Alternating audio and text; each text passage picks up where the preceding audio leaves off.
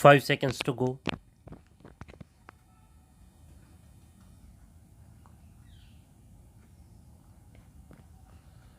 Start.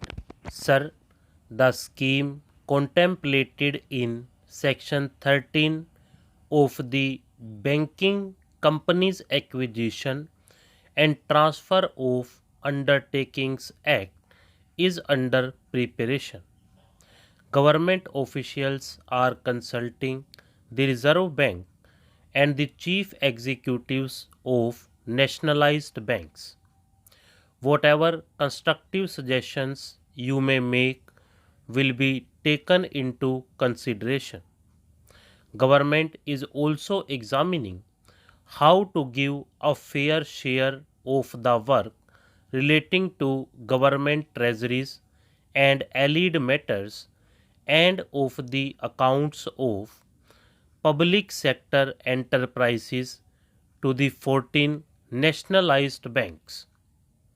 In the weeks immediately following July 19, it was rumored in some circles that the nationalization of the 14 banks would lead to the denial of loans to large productive enterprises. Nothing could be farther from the truth, and I am sure that you know this. The production of goods and services useful to the community must expand fast. Otherwise, grave distortions arise in the economy, leading to unemployment. You should have no hesitation in assisting all genuine productive enterprise of medium and large size. However, please do remember that in India, bank finance has not always been measured by lenders against actual production needs, and there has not been any effective check on the end use of bank money. Naturally, you should be more alert in this sphere so that very big enterprises or houses do not have to be given larger assistance than is actually warranted in terms of the needs of production and distribution. The Reserve Bank should be able to advise you in detail in this matter.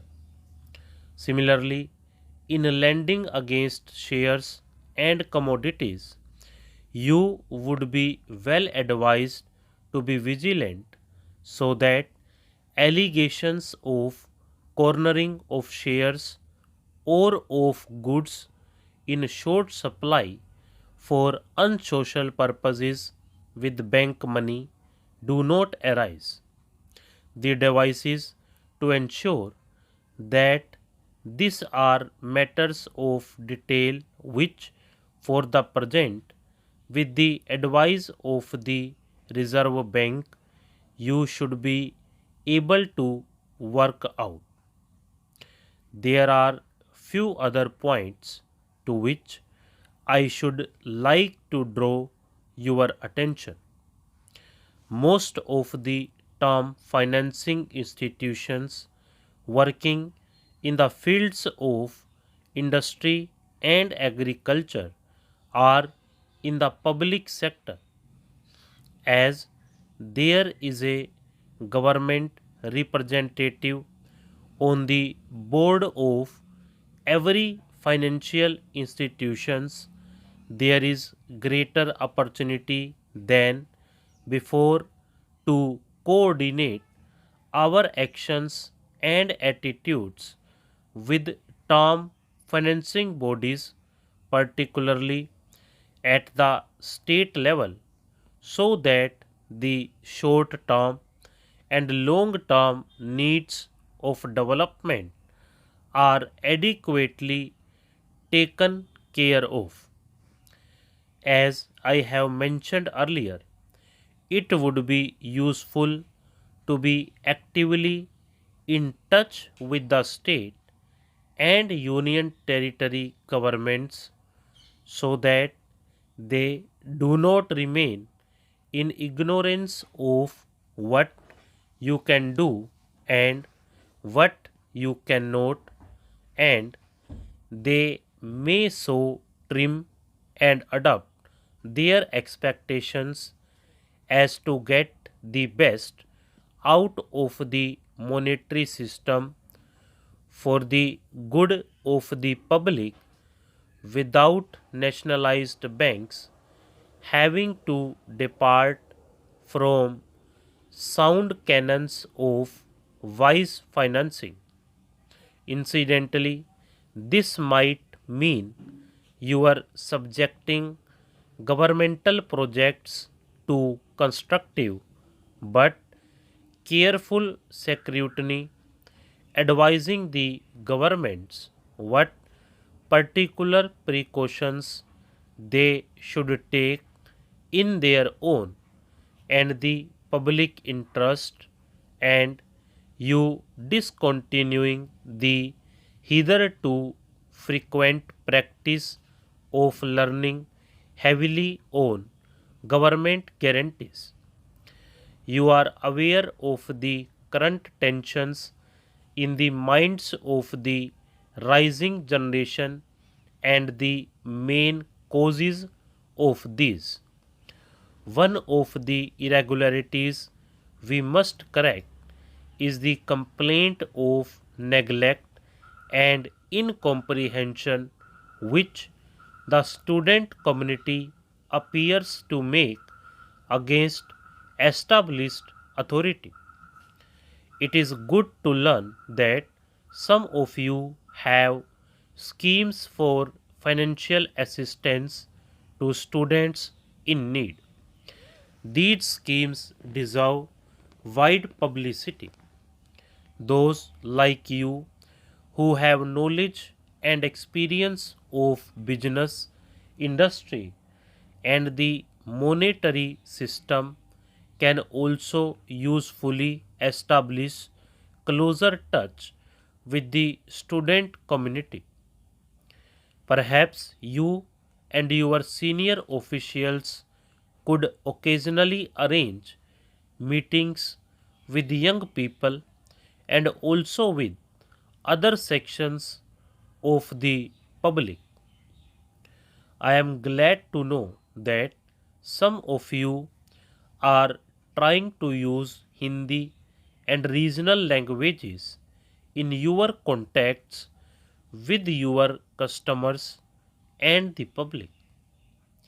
I think it is necessary to evolve some positive attitude to the language problem over which there are strong feelings in the country.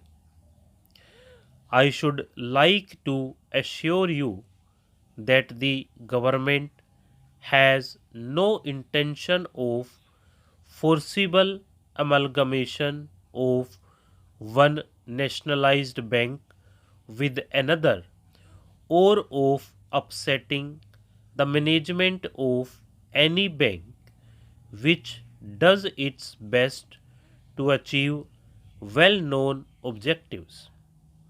If structural changes in banks are felt to be necessary in the light of working experience wherever possible, these should come about through consultation and coordination.